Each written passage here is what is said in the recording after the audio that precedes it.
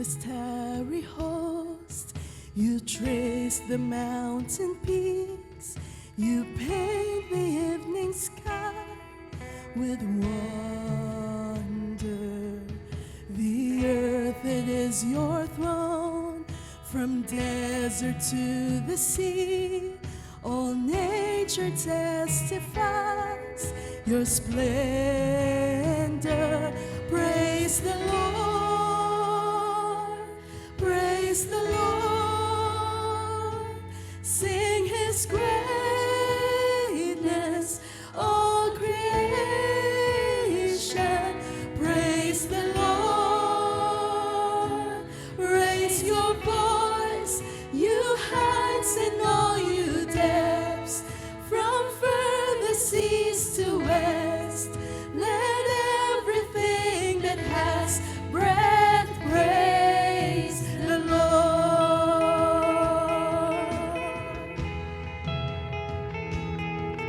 You reached into the dust, in love your spirit breathed. You formed us in your very likeness, to know your wondrous works, to tell your mighty deeds, to join the everlasting chorus. Praise the Lord, praise the Lord. Sing His greatness, all creation. Praise the Lord, raise your voice, you heights and all you depths. From furthest east to west, let everything that has breath praise the Lord.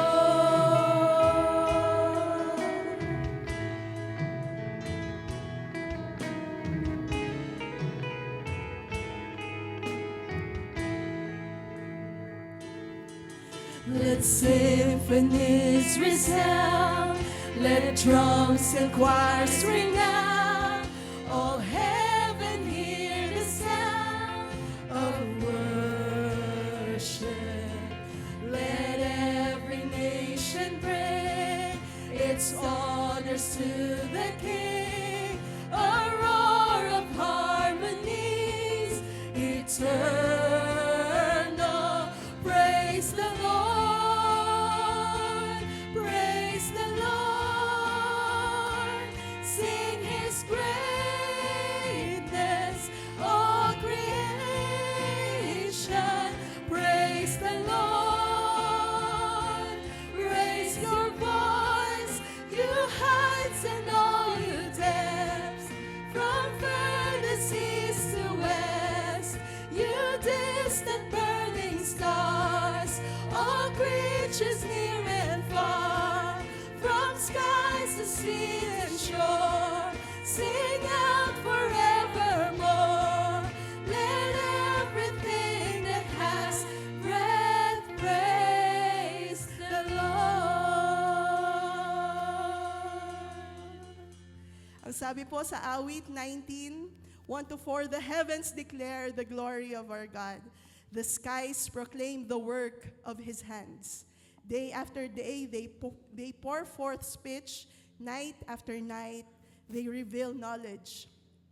They have no speech, they use no words. No sound is heard from them. Yet their voices goes out in all the earth, their words to the ends of the world. Inaanyayahan ko po ang bawat isa na tayo ay tumayo. Ang likha po ng ating Panginoon ay nagpapakita ng kanyang kadakilaan at kanyang kabutihan. So, ang sabi po sa Isaiah 40, verse 26, tumingala kayo at tumingin sa langit. Sino ang lumikha sa lahat ng inyong nakikita? Siya na nagpalabas ng mga bituin ayon sa kanilang bilang at isa-isa silang tinatawag ayon sa kanilang pangalan. At dahil sa kapangyarihan at lakas niyang dakila, ni isa man sa kanila ay walang nawawala. Ganito po kadakila at kapangyarihan ng ating Diyos na sinasamba. Ang bawat bituin, ang bawat ang kalangitan, nagpapakita ng kanyang kadakilaan. At kung iisipin po natin sino tayo, at alam niya ang bawat pangalan ng isa-isa sa atin. Ito po ang dahilan ng ating pagsamba sa ating Panginoon. Tayo po ay umawit, and let's worship Him. Let's worship the one who is truly indescribable.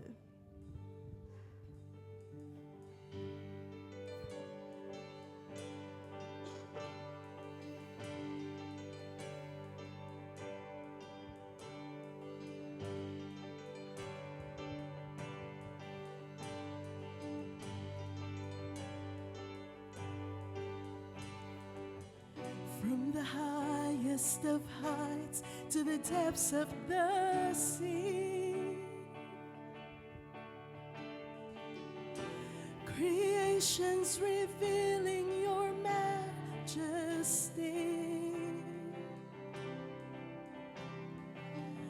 From the colors of fall to the fragrance of spring,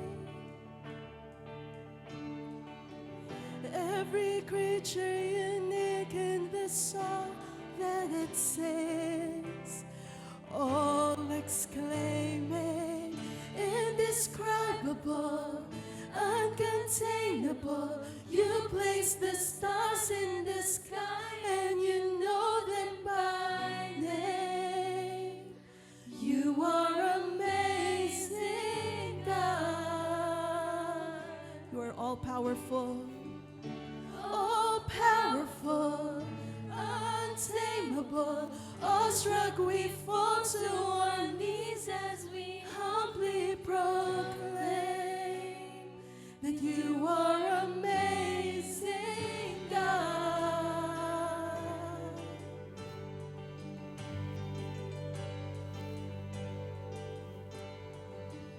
Who has told every lightning bolt where it should go? Ours in heavenly storehouses laden with snow. Who imagined the sun and gave source to its light, yet conceals it to bring us the coolness of night.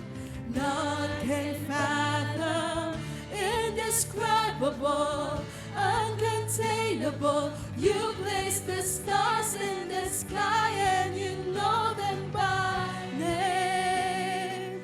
You are amazing, God. All powerful, untamable, awestruck we fall to our knees as we humbly proclaim that you are amazing, God.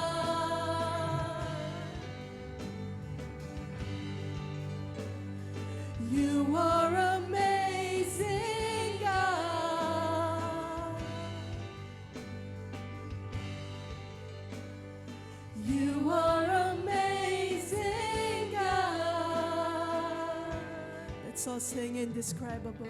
Indescribable, uncontainable. You place the stars in the sky and you know them by name. You are amazing, God. You are all powerful, untamable. Awestruck we fall to our knees as we humbly proclaim that you are amazing, God. You are indescribable, uncontainable. You place the stars in the sky and you know them by name. You are amazing, God. Incomparable, unchangeable.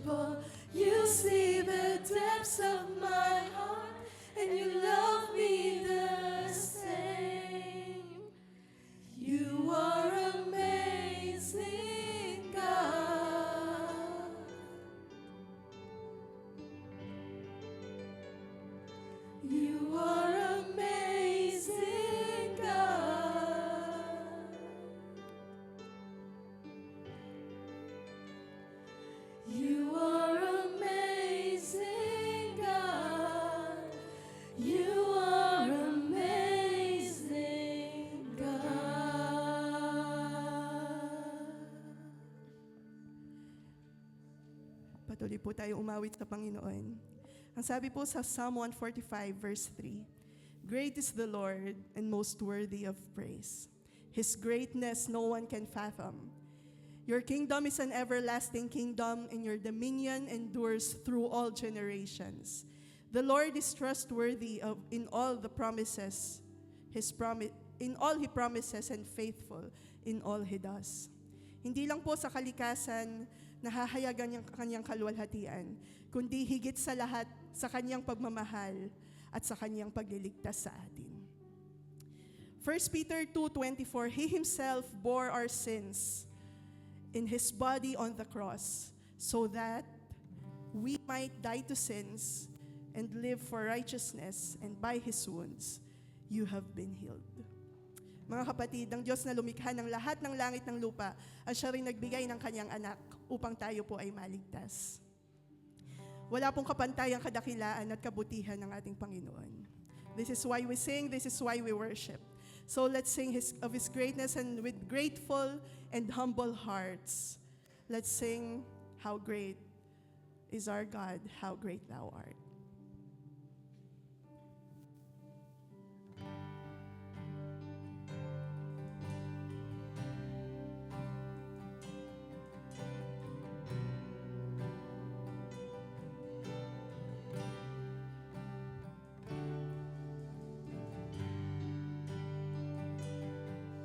Tayo po ay umawit sa Panginoon.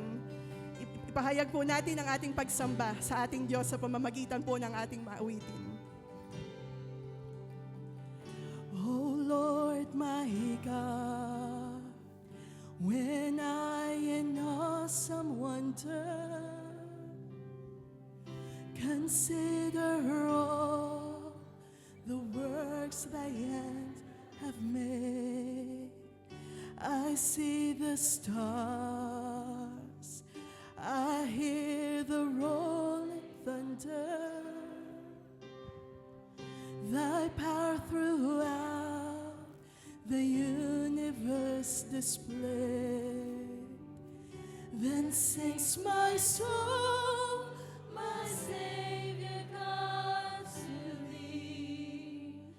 How great Thou art, how great Thou art. Then sings my soul,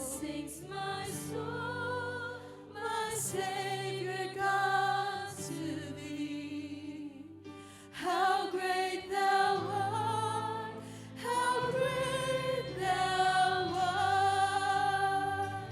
And when I think that God His Son not sparing sent Him to die, I scarce can take it in, that on the cross my burden gladly bearing, He bled and died to take away my sin. Then sings my soul, my Savior God, to Thee. How great Thou art, how great Thou art. Then sings my soul, my Savior God, to Thee. How great Thou art, how great Thou art.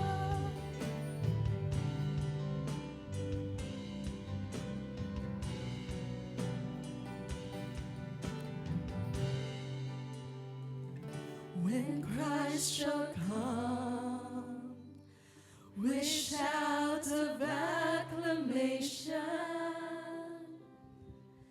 and take me home, what joy shall fill my heart. Then I shall bow in humble adoration, and then proclaim, my God, how great Thou art. Then sings my soul, my Savior God, to Thee.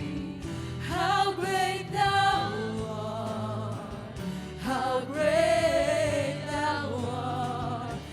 sings my soul, my Savior God to thee.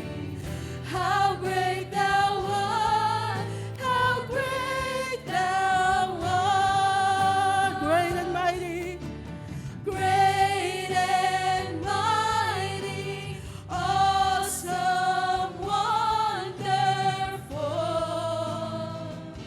You conquer all. God our Father, God omnipotent. You reign on high. once again, great and mighty. Great and mighty, awesome, wonderful. You conquer all. God our Father, God omnipotent. You reign on high. Then sings my soul, my Savior God to thee.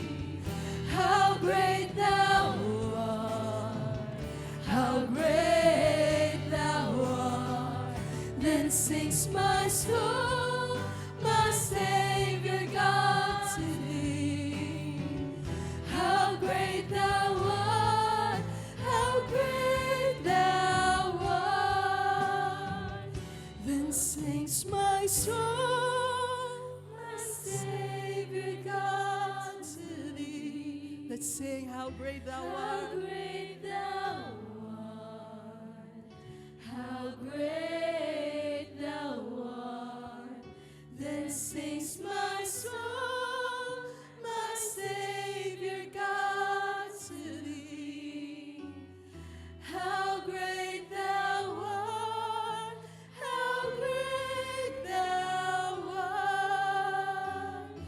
How great thou art, how great thou art. How great thou art, how great thou art.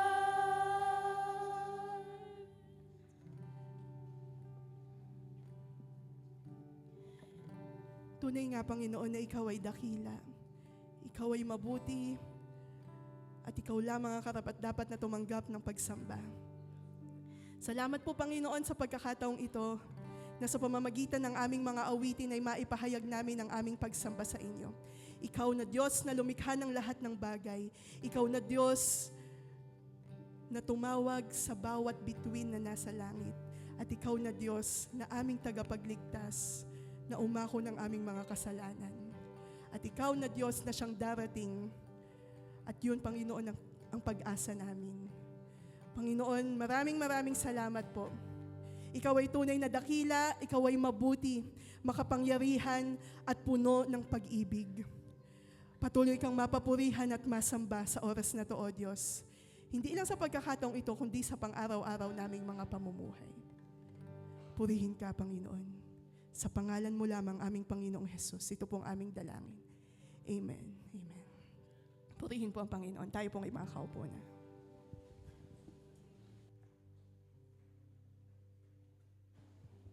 Ngayon po, tinatawagan po yung mga bata na punta po rito sa harap.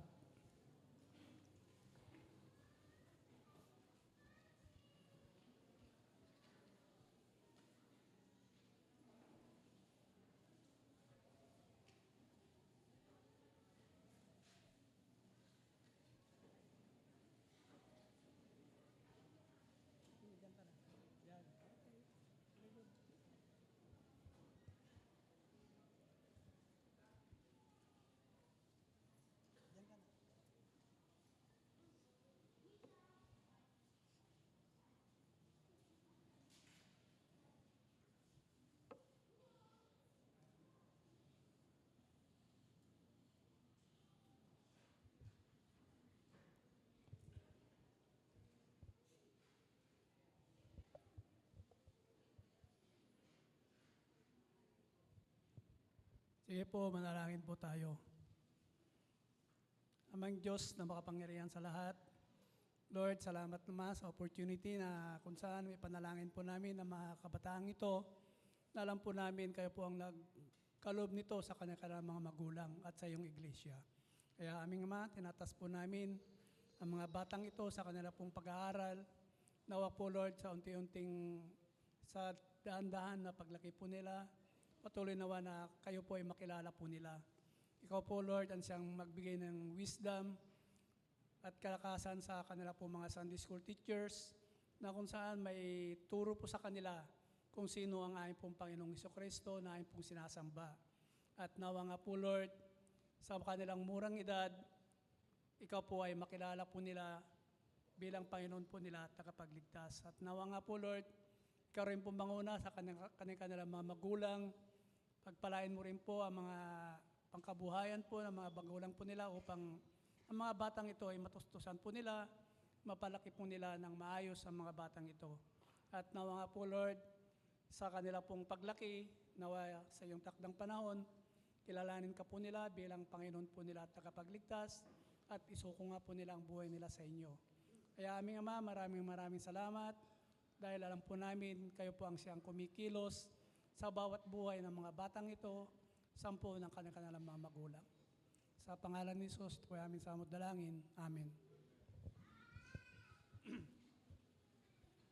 Ngayon po, dadako po tayo sa ating po mga prayer concerns. Ito po, padalangin po natin yung patuloy na gabay at direksyon ng ating Panginoon sa ating po mga leaders na mapangunahan po nila ang iglesyang ito na pinagkatiwala sa kanila. Ganun din po ang patuloy na guidance and protection habang ang bawat po sa atin ay lumalakad po tayo sa ating pong pananampalataya na kung saan maging buhay na patuto tayo sa mga taong nakakasalamuha po natin. Ganun din po yung wisdom and strength and enablement sa lahat po, Ama, ng mga ministry and Bible study leaders. Ikaw rin pong magpala sa mga gawain na ito, maging ang conversion and edification sa lahat po, Ama, sa lahat po ng mga regular attendees at mga bisita ng iglesyang ito. Panglima, patuloy na alab at sigasig sa lahat po ng mga mananampalataya na maipahayag ang pananampalatayang pinagkatiwala ng Panginoon sa bawat isa po sa atin. Patuloy na i-comfort ng ating Panginoon ang mga kapatiran po namin na may mga karamdaman at mga kapatid po natin na dumaranas po ng hirap at sakit sa kanila pong buhay. Pampito, may God's truth and justice reign over the issues concerning our government leaders. Kaya patuloy na magtiwala lang tayo sa Panginoon dahil alam naman po natin, siya po ang Diyos na matapat na nakikinig at tumutugon sa ating po mga panalangin.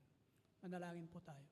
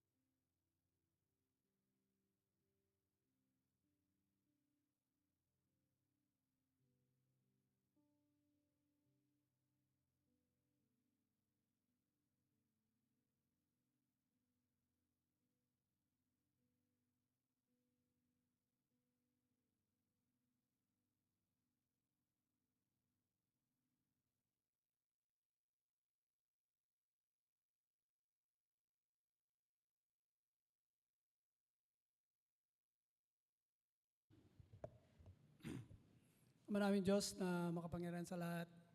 Lord, alam po namin na kayo po ang Diyos na matapat at nakikinig sa aming po mga panalangin, na alam po namin ito yung tutugunin sa iyong takdang panahon ng dayon po sa iyong kalooban. Kaya aming Ama, maraming salamat sa mga panalangin ito na alam po namin na kayo nga po ang siyang kikilos na makapangyarihan upang mapangyari po ang mga ito.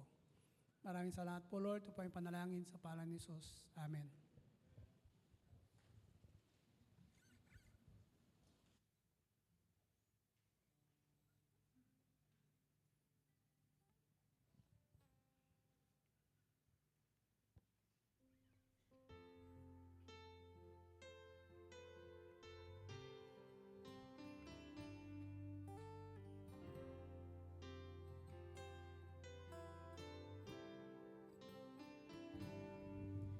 Speak, O Lord, as we come to you to receive the food of your holy word.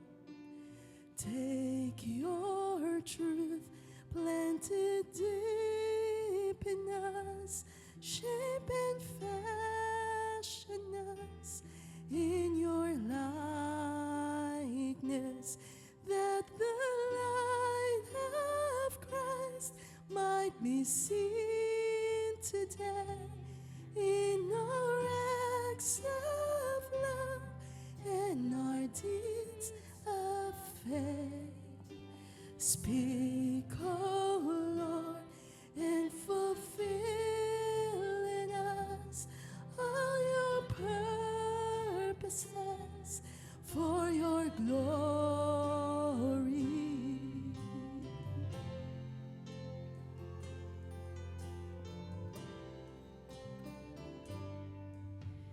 Teach us, Lord, full obedience, holy reverence, true humility.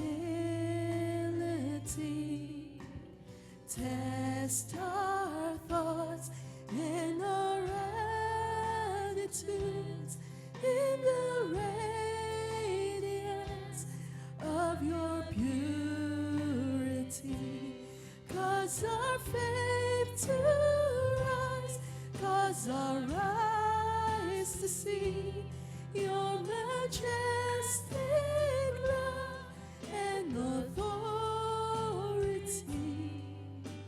Words of power that can never fail, let their truth prevail over unbelief.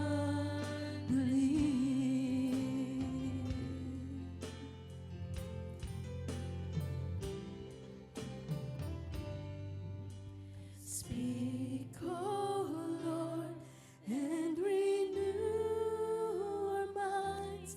Help us grasp the heights of your plans for us. Truths unchanged from the dawn of time that will echo down through eternity, and by grace we'll stand on your promises, and by faith we'll walk as you walk with us.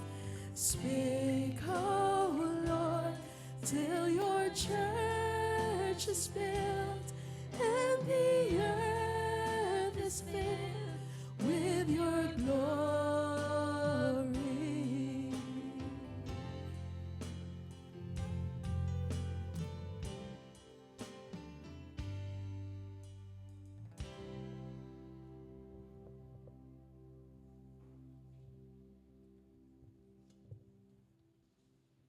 Tumayo po tayong lahat. Makibukas po kayo sa Daniel chapter 6, verses 13 hanggang 22. Daniel chapter 6,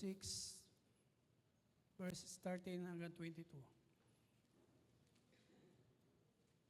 Verse 13, Nang magkagayoy, sumagot sila sa hari, ang Daniel na iyon na isa sa mga bihag mula sa Huda ay hindi nakikinig sa iyo. O hari, maging ang pagbabawal man na iyong nilagdaan, kundi nananalangin ng 3 ulit sa loob ng isang araw. Nang marinig ng hari ang mga salitang ito, siya ay lubhang nabahala. Ipinasya niyang iligtas si Daniel. At hanggang sa paglubog ng araw, ay kanyang pinagsikapang iligtas siya. At nagkakaisang dumating ang mga lalaking ito sa hari at sinabi sa kanya, alalahanin mo, o hari, na isang batas ng mga taga-Media at ng mga taga-Persya na walang pagbabawal o utos man na pinagtibay ng hari ang maaaring baguhin. Nang magkagayoy, nagutos ang hari at dinala si Daniel at inihagis sa yungib ng mga leon. Nagsalita ang hari at sinabi kay Daniel, ang iyong nawang Diyos na patuloy mong pinaglilingkuran ang siyang magligtas sa iyo. Verse 17, dinala ang isang bato at inilagay sa bunganga ng yungib at tinatakad ang hari ng kanyang sariling pantatak at ng pantatak ng kanyang mga maharlika upang walang anumang bagay na mabago tungkol kay Daniel. Umuwi ang hari sa kanyang palasyo at pinalaypas ang buong magdamag na nag-aayuno. Walang libangan dinala sa kanya at ayaw siyang dalawin ng antok. Na mag-umaga na, ang hari ay bumangon at nagmamadaling pumunta sa yungib ng mga leon. Nang siya'y mapalapit sa yungib na kinaroroonan ni Daniel, siya'y sumigaw na may pagdadalang mati at sinabi kay Daniel, O Daniel, lingkod ng buhay na Diyos, ang iyo bang Diyos na patuloy mong pinaglilingkuran ay nakapagligtas sa iyo sa mga leon? Sinabi naman ni Daniel sa hari, O hari, mabuhay ka magpakailanman. Verse 22, sinugo ng aking Diyos ang kanyang anghel at itinikom ang mga bibig ng mga leon. Hindi nila ako sinaktan sapagkat ako'y natagpuang walang sara sa harap niya at gayon din sa harapan mo. O hari, wala akong ginawang kasalanan. Nagpalain po ng Diyos ang kanyang mga salita.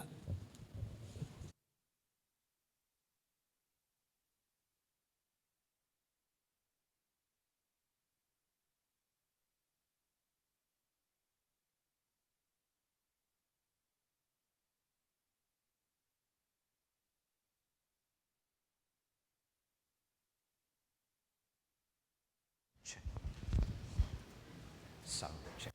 Magandang umaga po sa ating lahat. Nung mga nakalipasong araw ay iniwasan kong magbukas ng social media dahil every time na nagbubukas ako ng social media, tumataas po yung BP ko. Dahil sa nababalitaan na korupsyon sa ating bansa.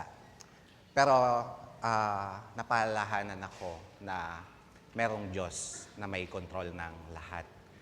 At tulad ho ng nabasa kanina ni Tito Ed, nakita natin yung pangyayari kay Daniel na kung saan makita natin ngayon nga umaga at yun din ho yung ating mensahe na ang Diyos na buhay ay tapat at patuloy na nagliligtas.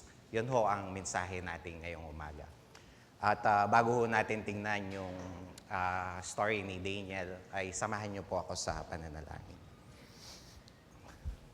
Lord, maraming salamat po sa umagang ito na kaloob ninyo sa amin at naririto po kami upang makarinig ng inyong salita, Panginoon. Tulungan niyo po kami na unawain ito, Panginoon. At dalangin po namin na naway kayo ang kumilos sa amin upang may sagawa namin ito sa buhay namin. At dalangin din po namin naway may pangaral ng matapat ang iyong salita na ayon sa inyong kalooban.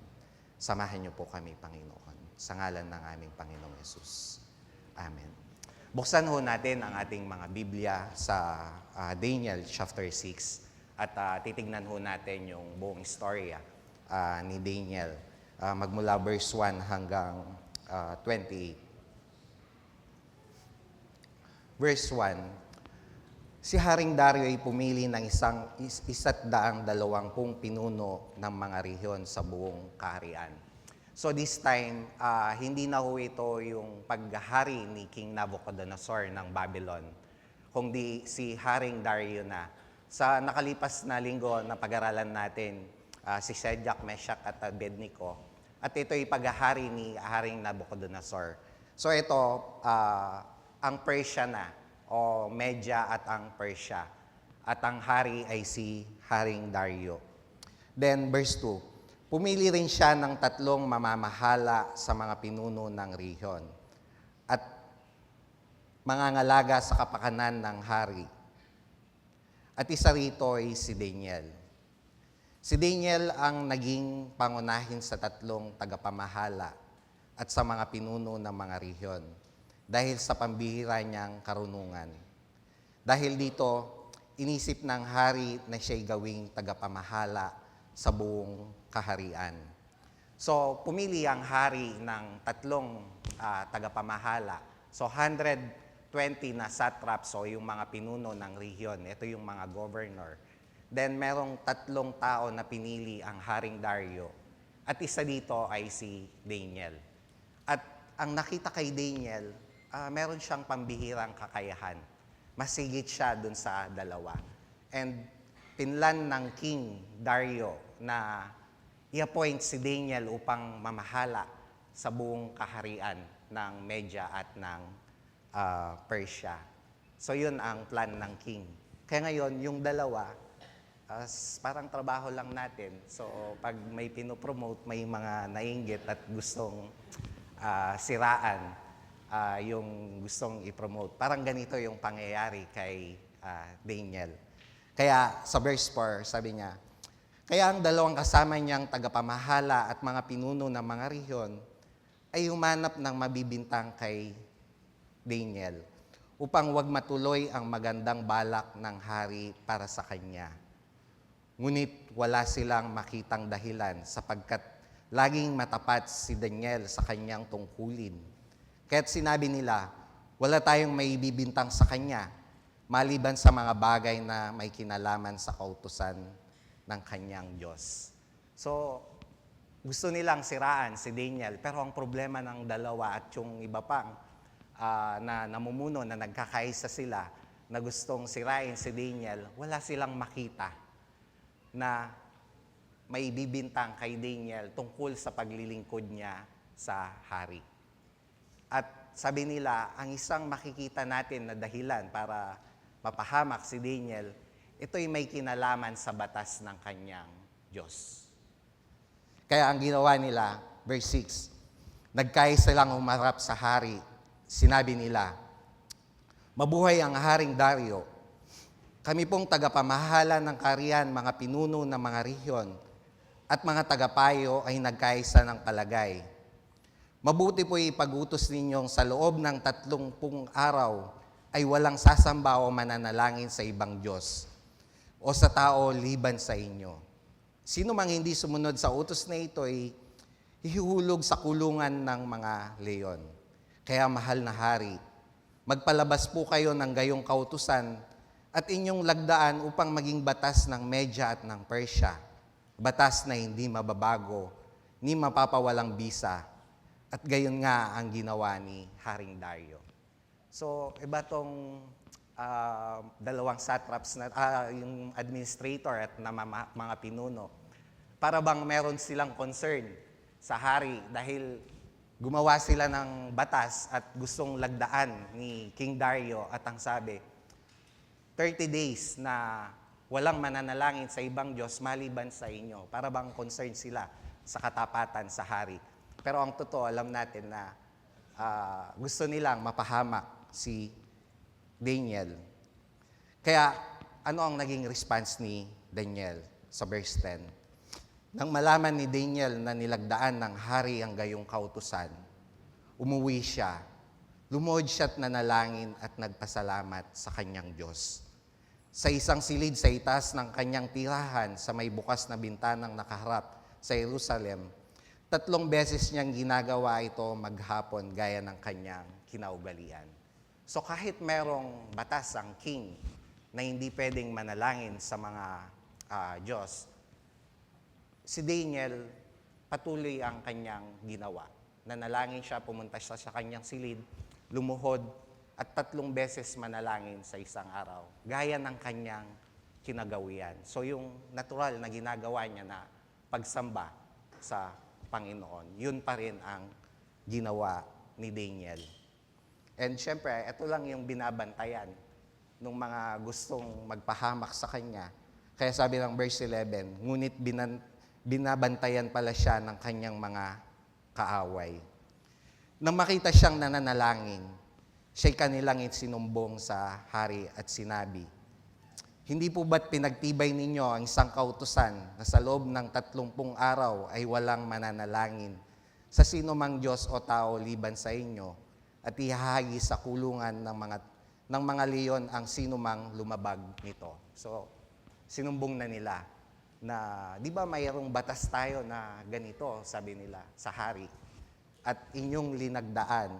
Then, sumagot ang hari, ang kautusan ng Media ay Persia ay hindi mababago ni mapapawalang bisa. So, hindi mababago itong kautusan na ito dahil nilagdaan na ng hari.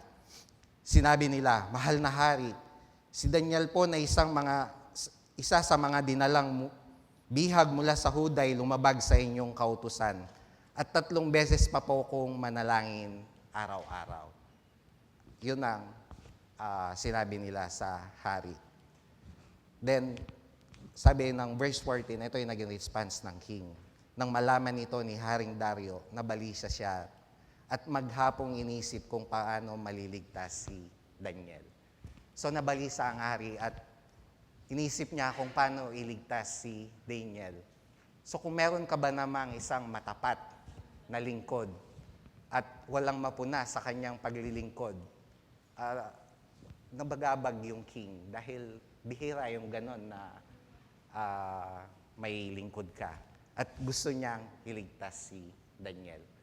Pero na-sense ito ng mga gustong magpahamak kay Daniel. Kaya sa verse 15, sabi, nang magkaroon muli ng pagkakataon ng mga kaaway ni Daniel, lumapit ang mga ito sa hari at sinabi, alalahanin ninyo, mahal na hari, na batas sa Media at Persia na hindi maaring baguhin ang alinman kautusang pinagtibay ng hari. So pinalalahanan nila ang king na meron kayong batas na hindi pwedeng palitan yan dahil batas yan ng Media at ng Persia at hindi mababago. Kaya ang ginawa ng hari, verse 16, dahil dito, inutos ni Haring Dario na ihulog si Daniel sa kulungan ng mga leon. Ngunit sinabi niya rito, naway ligtas ka ng Diyos ng buong katapatan mong pinaglilingkuran. Verse 17, ang bunganga ng kulungan ay tinakpan ng isang malaking bato. Tinakpan ito ng pantatak ng hari at ng kanyang mga tagapamahala para hindi mabuksan ng sinuman. So merong seal. At hindi mo pwedeng tanggalin si Daniel doon. Only ang king ang pwedeng magbukas nun. Verse 18, ang hari naman ay umuwi sa palasyo, ngunit magdamag itong hindi makatulog. Hindi siya tumikim ng pagkain at ayaw niyang paaliw dahil nalulungkot siya dun sa pangyayari kay Daniel. Dahil napakatapat ni Daniel bilang isang lingkod ng hari. Then, verse 18, kinabukasan, maagang nagbangon ang hari at nagmamadaling pumunta sa kulungan ng mga leon. Pagdating doon, balungkot siyang tumawag, Daniel, tapat na lingkod ng Diyos na buhay, iniligtas ka ba niya sa mga leon? Ito yung tanong ng king. Then, verse 21, sumagot si Daniel, mabuhay ang hari. Wala pong nangyari sa akin sapagkat ang bibig ng mga leon ay pinatikom ng mga anghel na isinugo ng aking Diyos. Sabi, ginawa po niya ito sapagkat alam niyang wala akong kasalanan ni nagawang masama laban sa inyo. So makita natin na iniligtas ng Diyos si Daniel. Sabi niya, pinatikom yung bibig ng mga leon. Kaya hindi kinain si Daniel. Verse 23. Dahil dito, labis na nagalak ang hari at inutos na iyahon si Daniel mula sa kulungan ng mga leon. Nang siya'y may iyahon na wala silang makita kahit man lang bahagyang galos sa katawan ni Daniel sapagkat nagtiwala siya sa kanyang Diyos.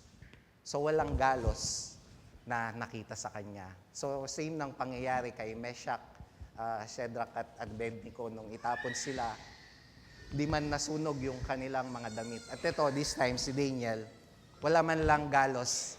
Sabi ni Brother Melvin, di man lang siya, baka nung hinulog, hindi man lang bumagsak sa lupa at nagkaroon ng gasgas. So walang ganon na pangyayari sa kanya. Kaya nagalak yung hari nung makita niya na iniligtas si Daniel ng kanyang Diyos. Verse 24. Ang mga nagbintang kay Daniel ay pinahulog ng hari sa kulungan ng mga leyon, pati ang kanilang mga anak at asawa. Hindi pa sila halos sumasayad sa kulungan ay nilapa na sila ng mga leyon. So, yung ginawa kay Daniel, yun ang ginawa dun sa mga nagbintang daw sa kanya. At hindi lang sila, kasama yung pamilya nila. At sabi sa ating text, hindi pa sumasayad sila sa lupa, kinain na sila ng leon. Malamang gutom na gutom yung mga leon. Siguro gustong kainin si Daniel, kaya lang pinatikom yung kanilang bibig, kaya takam na takam siguro. Kaya nung sila yung hihagis, halos di pa sumasayad sa lupa, kinain sila. And verse 25, nung makita ng king yon, yung pangyayaring yon kay Daniel, sa verse 25, sabi niya, pagkatapos, sinulatan ni Haring Dario ang lahat ng tao sa bawat bansa at wika sa buong daigdig. Isinasad sa sulat, sumainyo ang kapayapaan, inuutos ko sa lahat ng aking mga nasasakupan na matakot at gumalang sa Diyos ni Daniel.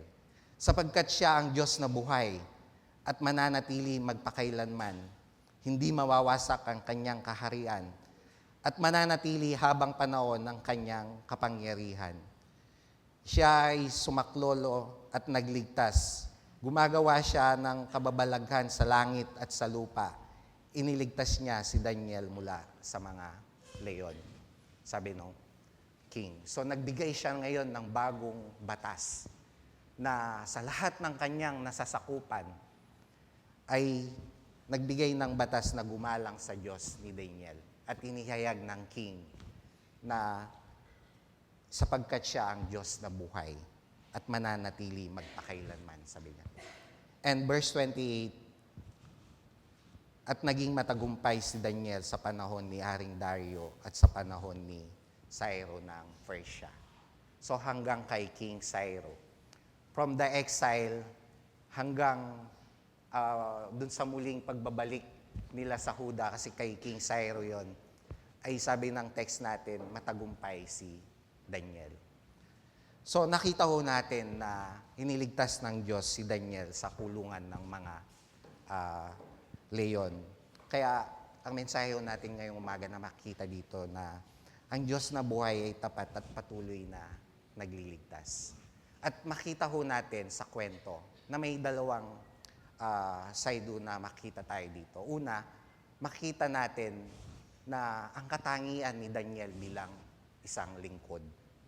At ang pangalawang makita natin, ang katangian ng ating Panginoon. So tignan ho natin yon.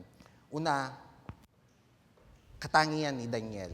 Sabi ng text natin sa verse 3, si Daniel ang natatangi sa kanilang lahat dahil sa kanyang pambihirang kakayahan. So katangi-tangi si Daniel.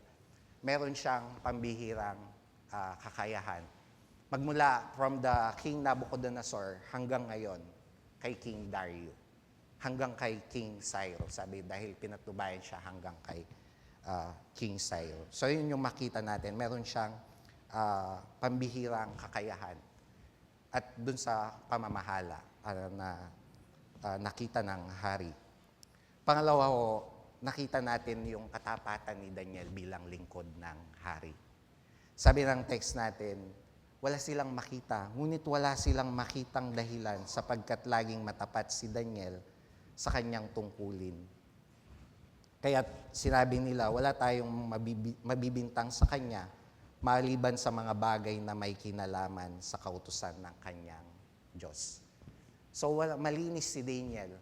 Hindi ito tulad ng mga politiko natin ngayon na di na natin alam kung sino yung malinis o hindi. Pero si Daniel, identify siya na tapat siya sa paglilingkod sa hari. Ganito yung kanyang katangian.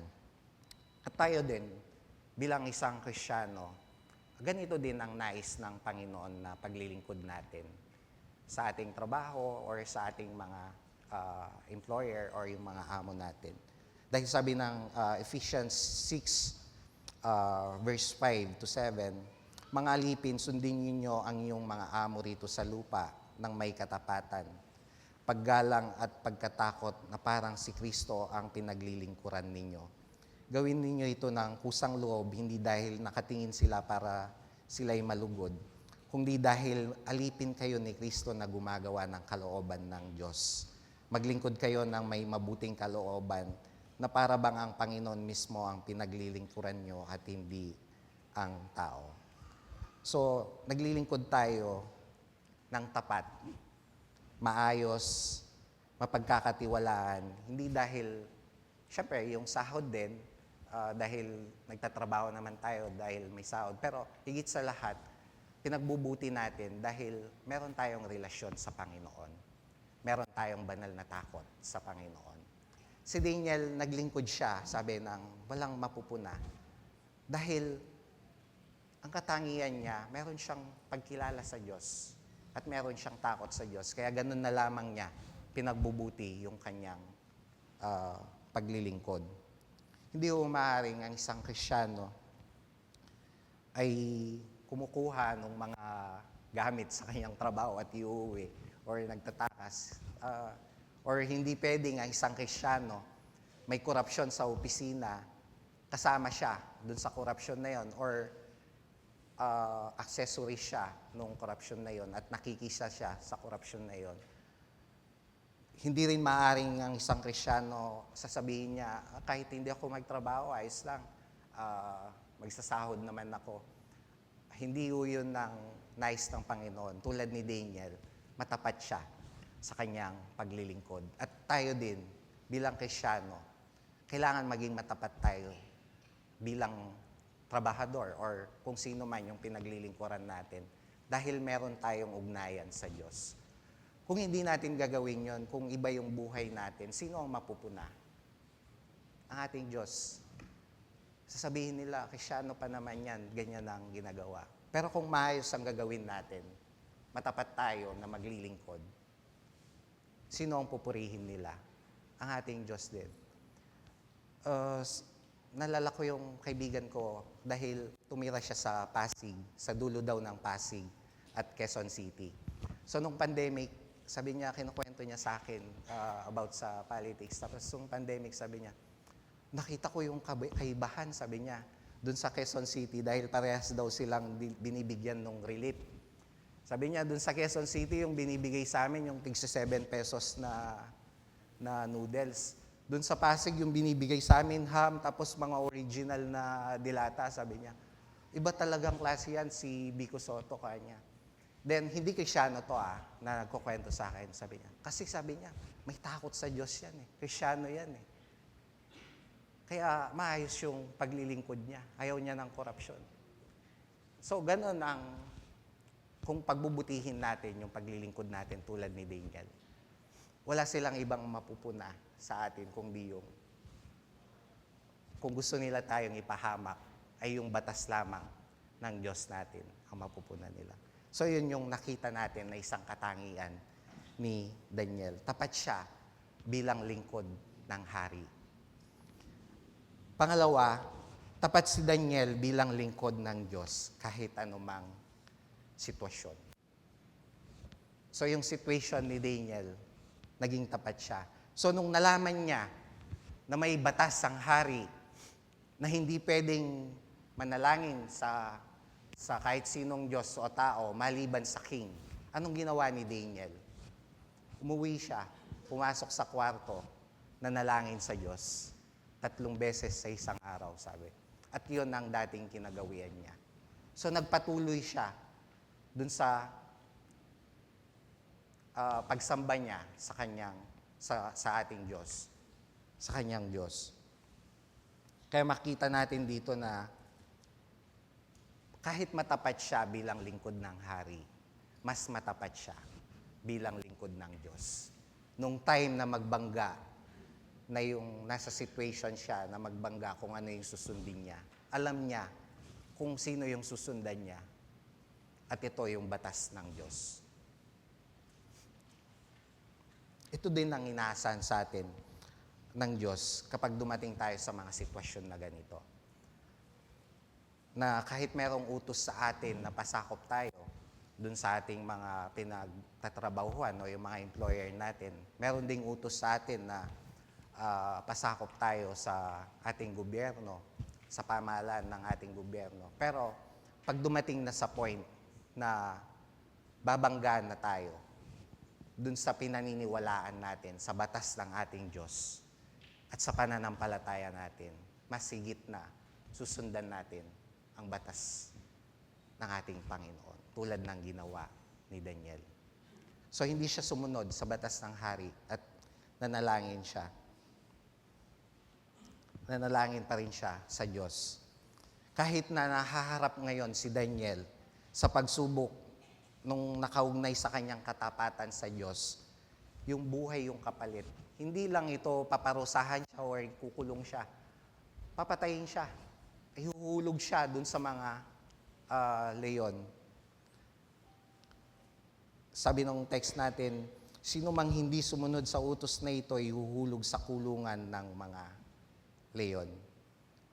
Then, sa verse 12, nung pinalalanan yung king, hindi po ba't pinagtibay ninyo ang isang kasunduan sa loob ng 30 araw ay walang mananalangin sa sino mang Diyos o tao, liban sa inyo, at ihahagi sa kulungan ang sino mang lumabag dito.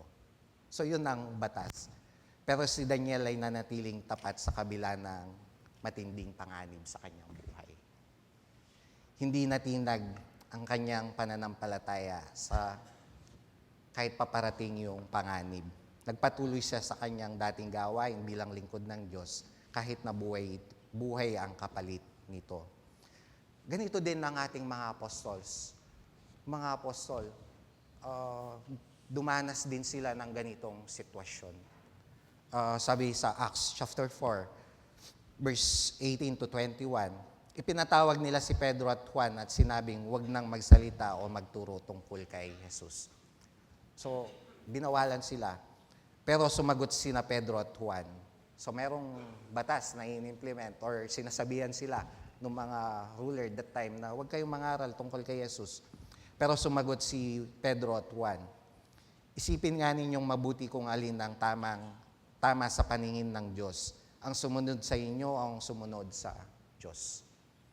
Hindi pwedeng hindi namin ipahayag ang aming nakita at narinig, sabi nila Peter at Juan. Acts chapter 5 verse 40 to 42. Ipinatawag nilang muli ang mga apostol at ipinahagupit. Pagkatapos binalaan silang huwag magtuturo patungkol kay Jesus at pinalaya sila. Umalis doon ang mga apostol ng masayang-masaya dahil binigyan sila ng Diyos ng pagkakataon na magtiis alang-alang sa pangalan ni Jesus. Then, hindi sila uminto. Araw-araw ay pumupunta sila sa mga templo at sa mga bahay-bahay. Patuloy ang kanilang pagtuturo at pangangaral ng magandang balita ni Jesucristo. So kahit ito, mga apostol, at alam ho natin ang kwento ng mga apostol, hindi sila tumigil. Hanggang kamatayan nila, nagpatuloy sila sa paglilingkod sa Diyos at pagiging tapat sa Diyos. Tayo ngayon, kung pag-iisipan ho natin, hanggang saan nang kaya nating tiisin o ialay sa ating pananampalataya sa Diyos. Sabi ho ng Matthew chapter 16 verse 24, sinabi ni Jesus sa kanyang mga alagad, sino mang nagnanais sumunod sa akin, ay kailangang itakwil ang kanyang sarili, pasanin ang kanyang krus at sumunod sa akin. Yun ang sabi ng Panginoong Yesus sa atin. At si Daniel, sa kwento ni Daniel, makita natin dito ang isang halimbawa ng paglimot ng kanyang sarili. Kahit nasa panganib, nagpatuloy siya sa pananampalataya sa Panginoon. Minsan malungkot lang sa atin ngayon bilang isang Kristiyano. Ang pag-uusapan na ay yung convenient natin, bumangga na dun sa pananampalataya natin, handali nating bitawan yung pagkakakilala natin sa Panginoon. Mas pinipili natin yung convenient natin. Minsan, kahit hindi nga convenient natin, yung mga alalahanin lang sa buhay, natatalo tayo ng mga alalahanin sa buhay. At minsan, kahit pansit lang, natatalo tayo. May birthday na niya, nakalimutan na may gawain sa Panginoon. Kaya bilang isang Kristiyano, magandang i-assess natin ang ating mga sarili. Hanggang saan yung makakaya natin? Kung ano ba yung sinasabi ng Panginoon na itakwil ang ating sarili. Limutin ang ating sarili. At yung pinakita ni Daniel, yun ang isang halimbawa ng paglimot ng kanyang sarili. Isa hong makita pa natin kay Daniel ay yung lingkod ng Diyos ang pagkakakilanlan ni Daniel ng mga pinuno at ng mga tagapamahala at ng king. Sabi nila sa verse ng ating text, verse 5, maliban sa mga bagay na may kinalaman sa kautusan ng kanyang Diyos. Alam nila na si Daniel ay lingkod ng Diyos. Sabi ng king, nung bago siya ihulog sa bunganga ng leon, sabi niya, naway iligtas ka ng Diyos ng buong katapatan mong pinaglilingkuran. Tapos nung dumating yung king dun sa kulungan ng lion, sabi niya, sabi niya, Daniel, tapat na lingkod ng Diyos na buhay, niligtas ka ba ng inyong? Niligtas ka ba niya sa mga leon? So identity kay Daniel, yung pagiging lingkod ng Diyos. Alam nila na lingkod siya ng Diyos. Ang pagkakalanyan ni Daniel bilang lingkod ng Diyos na buhay ay tugma sa kanyang buhay na pinapakita. Dahil dun sa kanyang buhay. Kaya alam nila na ito, lingkod ng Diyos ito.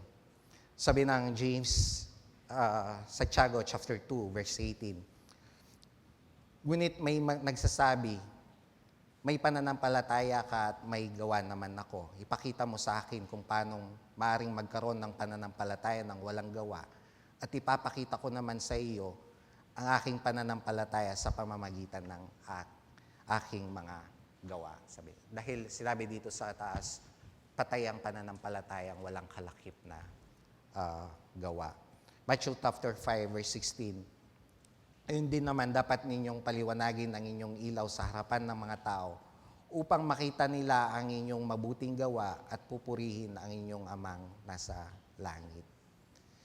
So, ang pananampalataya ho natin ay kinakakitaan ito ng ating mga gawa, tulad ni Daniel. Wala silang maipuna sa kanya. Hindi ho ang mga gawa natin ang ating kaligtasan. Hindi ho ito yung makakapagligtas sa atin. Pero kung sinasabi nating may pananampalataya tayo sa Panginoon, dapat lang na sumusunod tayo sa kalooban ng Diyos. Yung buhay natin ay align kung ano yung salita ng Panginoon.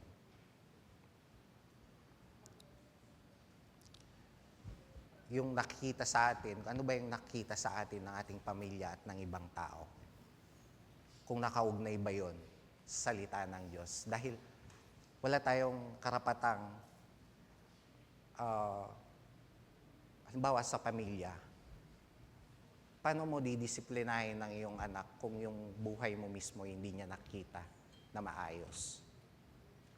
Pero kung may maayos na buhay tayo, pwede mong disiplinahin ng pamilya mo. At pwede mong sabihin na lingkod ka ng Diyos. Tulad ni Daniel na Again, ang minsan na mahirap sa atin ngayon, parang hindi na natin ma-distinguish kung sino ba yung Kristiyano at hindi Kristiyano. Dahil minsan nakikitaan natin na walang pagkakaiba yung buhay ng mga Kristiyano sa mga hindi kumikilala sa Diyos. Hindi natin malaman. O minsan kahit mismo yung mga sarili natin, hindi natin alam kung Kristiyano ba tayo o hindi. Kung ano ba yung identity natin. Si Daniel, alam ng nakapaligid sa kanya, nalingkod siya ng Diyos dahil dun sa kanyang mga gawa. At yun din ang nais ng Diyos sa atin. Nalingkod tayo ng Diyos at yung gawa natin ay naka-align sa kalooban ng Diyos. So yun yung makita nating katangian kay Daniel bilang lingkod ng hari at ng Diyos. Pangalawa ho, ito ang makikita naman natin sa ating Panginoon. Na ang Diyos na buhay ay tapat at nagliligtas. Ito yung pinaka-highlight ng kwento na to na pinapakita sa atin ng Panginoon. Una, ang Diyos ay tapat at patuloy na pumapatnubay sa kanyang mga lingkod. Nakita ho natin sa mga message natin sa Daniel.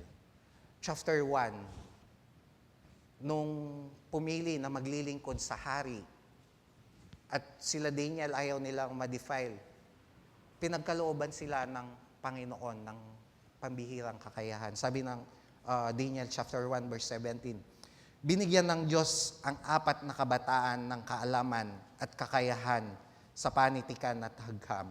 Bukod dito, binigyan pa si Daniel ng kakayahang umunawa at magpaliwanag ng lahat ng uri ng pangitain at panaginip. So hindi nang dahil sa kakayahan nung si Shadrach, Meshach at Abednego at ni Daniel, kundi ipinagkaloob ito ng Panginoon sa kanila. Ang Diyos ang nagbigay sa kanila ng pambihirang kakayahan.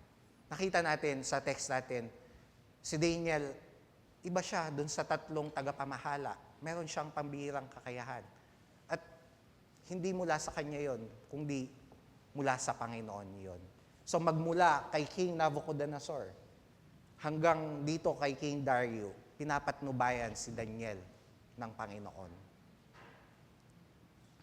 Sabi ng verse 2, nung walang makapagpaliwanag sa kay King Nabucodonosor dun sa kanyang panaginip, at nagutos siya na lahat patayin yung mga manghuhula sa lamangkero. Si Daniel, sabi niya sa chapter 2, verse 18, hiniling niya sama-sama silang manalangin sa Diyos ng kalangitan tungkol sa hiwagang iyon upang hindi sila patayin kasama ng mga matatalinong tagapayo ng Babylonia. Nang gabing iyon, sa pamamagitan ng pangitain ay inihayag ng Diyos kay Daniel ang nasabing hiwaga, kaya't pinuri niya ang Diyos ng kalangitan. So, ang Diyos ang nagbigay kay Daniel na kakayahan na ipaliwanag yung panaginip ni King Nabucodonosor sa chapter 2. Kaya, verse 48 ng chapter 2, sabi, pinarangalan ng hari si Daniel at binigyan ng napakaraming handog. Siya'y ginawa nitong tagapamahala sa buong lalawigan ng Babylonia at pinuno ng lahat ng tagapayo ng Babylonia. So, inappoint siya during time of King Nabucodonosor. Pinapatnubayan na siya ng Panginoon. At nung mawala si King Nabucodonosor, yung anak niya yung pumalit, nagkaroon din ng ganong sitwasyon. Pagpapaliwanag din nung nakitang pangitain dun sa pader nung King Belshazzar. Si Daniel lang nakapagpaliwanag nun. Kaya ang ginawa sa kanya, sabi ng chapter 5, inutos ni Haring Belshazzar na bihisan si Daniel ng damit na kulay ube at kwintasan nangyari sa dalisay na ginto. Pagkatapos, inihayag niya ito ang 3 sa kapangyarihan sa buong kaharian. So, dinala ulit siya na binigyan siya ng siya yung pangatlo na makapangyarihan dun sa buong kaharian, sabi ng chapter 5. At ngayon, chapter 6, during King Dario. So binigyan ulit siya ng balak ni King Dario na papamahalaan siya sa buong kaharian. Dahil ba yun sa kakayahan ni Daniel? Dahil yon sa Panginoon. Dahil siya yung nagbigay nung lahat ng pambihirang kakayahan ni Daniel. Yun ang makikita natin na patuloy na patnubay ng Panginoon kay Daniel. At sa atin din ho, kung sino yung Diyos ni Daniel noon, ni Shadrach, Meshach at Abednego, ay siya ding Diyos natin na ngayon, na patuloy na pumapatnubay sa atin. Minsan, natatakot tayo na paano kung hindi natin matapos yung pananampalatayang ito hanggang sa dulo. Pero sabi ho ng salita ng Diyos, sa Philippians chapter 1 verse 6, natitiyak kong ang mabuting gawang pinasimulan sa inyo ng Diyos ay Kanyang lulubusin hanggang sa araw ni Jesucristo. So ang Diyos ang magsusustain sa atin, ang magpapatnubay sa atin. Nung nagpe-prepare ho kami ng message, iniisip namin, kung tayo yung nasa sitwasyon ni Daniel, ano yung magiging response natin? At may mga ganyang true story sa panahon natin ngayon, hindi lang sa Bible. May mga kwento na nandun at pinaparenounce yung kanyang faith sa Panginoon. Kung itatanggi mo ang Panginoon, maliligtas ka. At kung magpapatuloy ka sa pananampalatayang yan, mamamatay ka. At hindi lang yon, yung mga anak pa. Iharap yung anak. Papatayin yung anak pag nagpatuloy ka sa pananampalataya. Pero anong desisyon nila? Nagpapatuloy sila sa pananampalataya. At question namin nung nag-prepare ho kami ng message, paano kung sa atin mangyari to? Ano ba yung hanggang saan yung kaya nating ibigay? At isa ho ang tiyak na alam namin na pag nandun tayo sa sitwasyon na iyon, hindi ng sariling kakayahan natin, kundi pagkakalooban tayo ng kakayahan ng Panginoon para makayanan sa sitwasyon na iyon, na manatili sa Kanya, sa pananampalataya sa Diyos. Sabi ng 1 Peter chapter 5 verse 6, kaya nga pasakop kayo sa kapangyarihan ng Diyos at dakilayan ninyo ang Kanyang at dadakilain niya kayo pagdating ng takdang panahon. Ipagkatiwala ninyo sa Kanya ang inyong mga alalahanin sa buhay sapagkat siya ay nagmamalasakit sa inyo. So kung sino yung Diyos na nagmamalasakit kay Daniel, ay siya ding Diyos na nagmamalasakit ngayon sa atin. Sabi ng awit, chapter 45, verse 17 to 19, matuwid si Yahweh sa lahat ng bagay niyang ginagawa. Kahit anong gawin, ay kalakip ang masagana niyang awa. Siya'y nakikinig handang tumulong sa lahat ng tao, sa sino mang taong pagtawag sa Kanya'y tapat at totoo. Bawat kailangan ng taong tapat at may takot sa Kanya'y Kanyang tinutugon, at kung nagigipit, inahango sila. So ang Diyos ang magpapatuloy, na ang Diyos ang patuloy na mag-iingat sa atin at magkakaloob sa atin ng ating katagumpayan hanggang sa dulo ng buhay natin. Kung mananatili tayong nananampalataya sa Diyos tulad ni Daniel.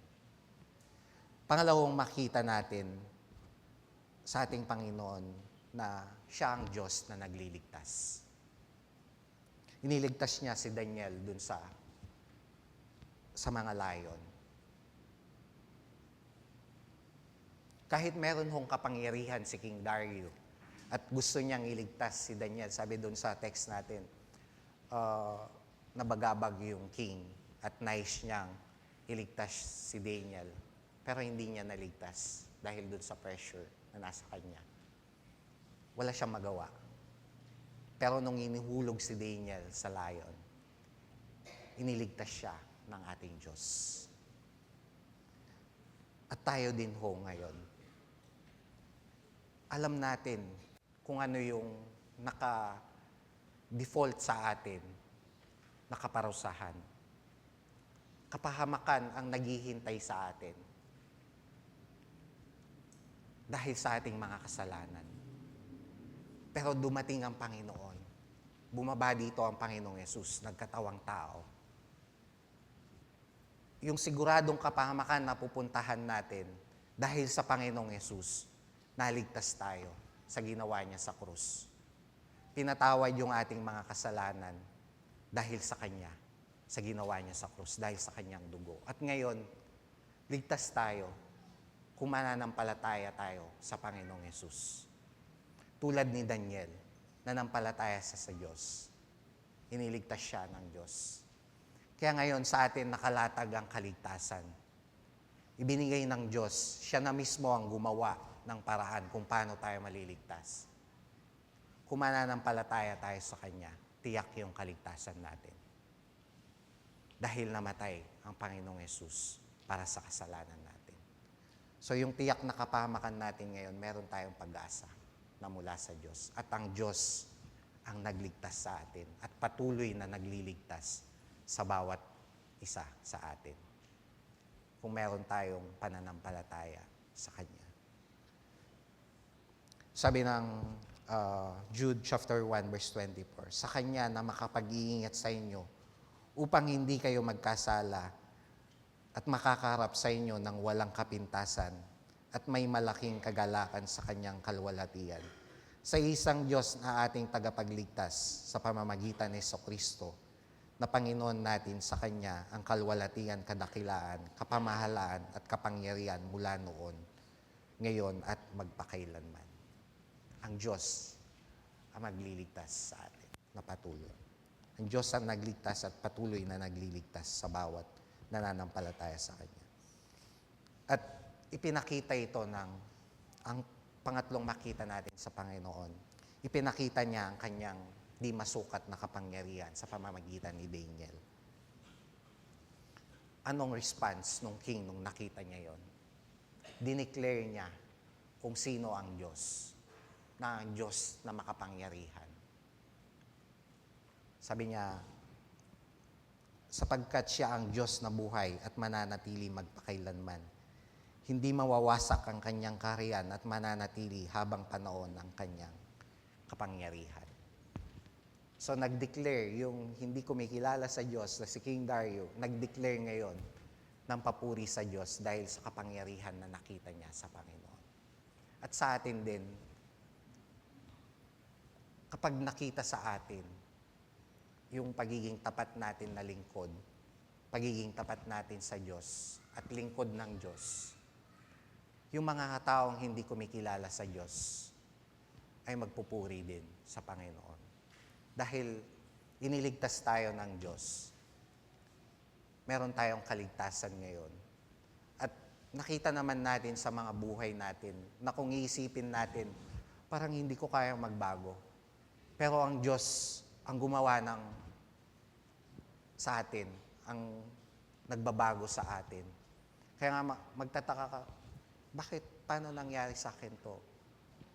Yun ay kapangyarihan ng Diyos sa atin nung manampalataya tayo sa Panginoon. Kaya nga yung mga ibang tao na nakita sa atin, ba't ganyan na ngayon yan? Isang makikita nila dahil meron tayong ugnayan sa Diyos. At yun ang pinapakita ng Panginoon na kapangyarihan sa bawat isa sa atin upang ang lahat ay magpuri sa Kanya. At sa darating na panahon, pag nasa katapusan na, makita natin na tayo yung tropeyo ng Panginoon. Yung lahat ng Kanyang iniligtas para maipakita ang Kanyang kapangyarihan. So yun ho ang ginawa ng Panginoon. Nakita ni King Dario yung pagliligtas kay Daniel. Kaya nagbigay siya ng batas na nagpupuri sa Panginoon. Kaya ang Diyos ang buhay na Diyos, ang tapat at patuloy na nagliligtas sa atin. Tayo po'y manalangin. Panginoon, maraming salamat po sa katotohanan na nalaman namin sa inyo, Panginoon. Kayo ang patuloy na na magpapatnubay sa amin, Panginoon. At patuloy, kayo ang nagligtas sa amin at patuloy na magliligtas sa amin, Panginoon. Kaya salamat po sa kabutihan ninyo, Panginoon, sa bawat isa sa amin.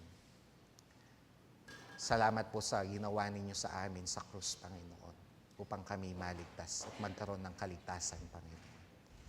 Purihin nawa na patuloy ang pangalan ninyo, Panginoon, hanggang sa dulo ng buhay namin, Lord. Salamat po, Panginoon, sa kabutihan niyo. Sa ngalan namin, Panginoon Yesus. Amen.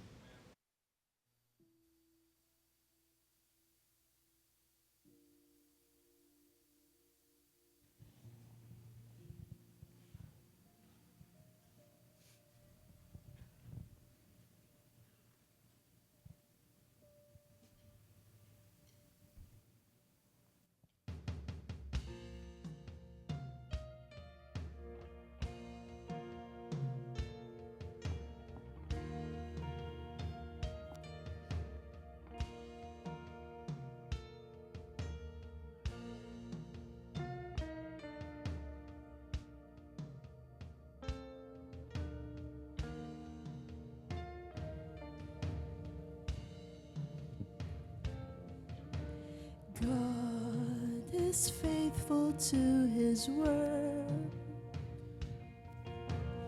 even when there seems no way.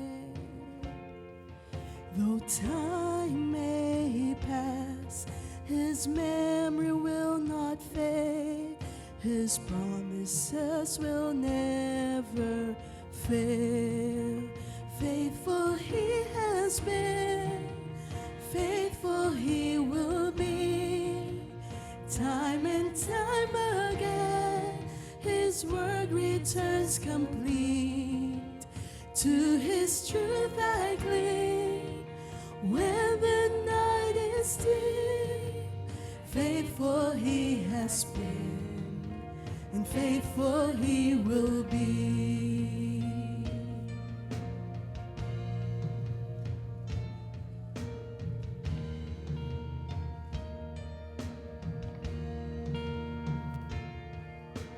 God is gracious when I doubt.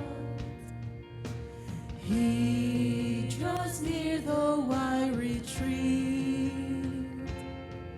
Though I may wander through the wilderness, He goes with me and gives me peace. Gracious He has been, gracious He will be. What I don't deserve, the Father gives to me.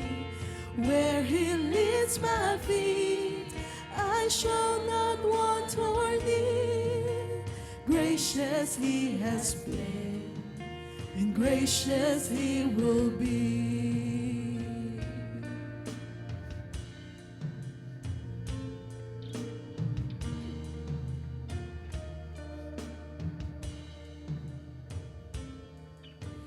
God is worthy of my song. Countless are His awesome deeds. His mighty hand has parted raging seas. For those He loves, He has redeemed. Worthy He has been, worthy He will be, crowned in endless praise, all earth and heaven sing. Holy is the Lord, who reigns in majesty. Worthy He has been, oh worthy He will be.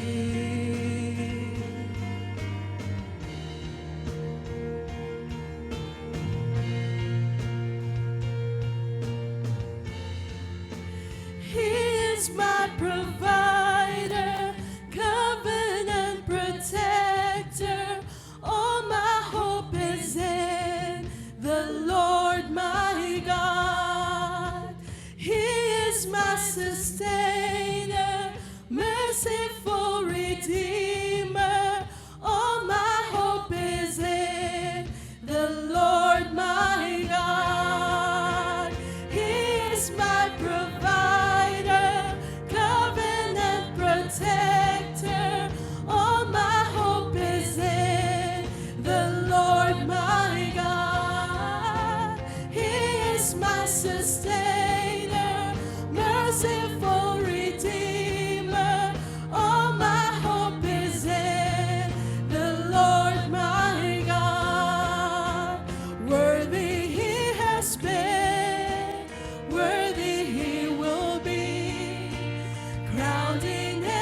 endless praise. All earth and heaven sing. Holy is the Lord who reigns in majesty. Worthy he has been, oh worthy he will be. Worthy he has been, worthy he will be. Crowned in endless praise, all earth and heaven sing. Holy is the